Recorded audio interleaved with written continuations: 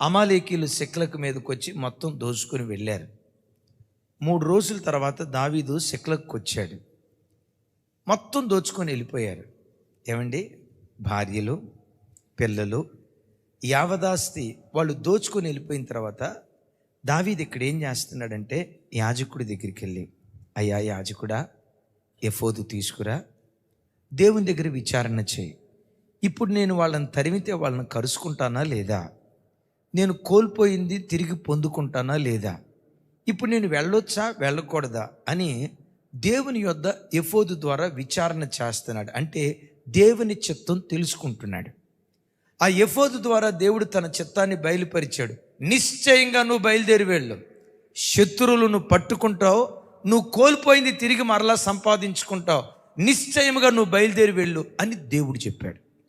నేనంట, దావీదులో ఉన్న గొప్ప గుణం, కోల్పోయిన దానికంటే శ్రేష్టమైన దాన్ని పొందుకోవటానికి కలిగిన కారణం, దావీదు ఎప్పుడు తన భావోద్వేగాలను బట్టి నిర్ణయం తీసుకోడు.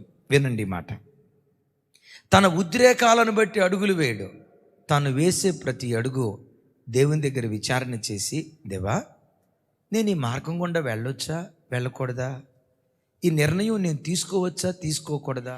ఏంటంటే, రాత్రిపూట మీ ఇంట్లో దొంగోళ్ళు పడ్డారు. దొంగోళ్ళు పడి ఆస్తి అంతా తీసుకొని వెళ్తున్నారు. దొంగోళ్ళు పడ్డారు, ఆస్తి అంతా తీసుకొని వెళ్ళిపోతున్నారన్న వార్త తెలిసిన తర్వాత వీళ్ళ దగ్గరికి వెళ్ళి, దొంగోళ్ళు ఎటు నుంచి వచ్చారు, ఏ మార్గం గుండా వచ్చారని వాళ్ళని అడుగుతా పోలీస్ స్టేషన్కి వెళ్తారా?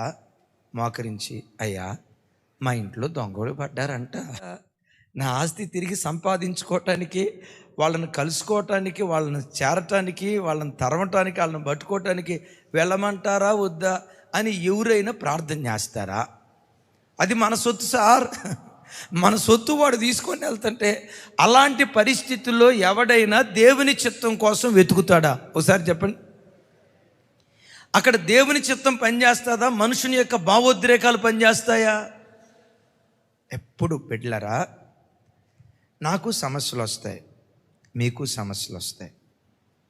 బ్రతుకు కాలమంతా ఈరోజు ఈ కష్టం, రేపు ఇంకొక కష్టం, ఈరోజు ఈ శ్రమ, రేపు ఇంకొక శ్రమ, ఈరోజు ఈ ఇబ్బంది, రేపు మరొక ఇబ్బంది వస్తుంది. అయితే ప్రతి పరిస్థితిలో ఒక నిర్ణయం తీసుకునేటప్పుడు మనుషులను సంప్రదించుకో.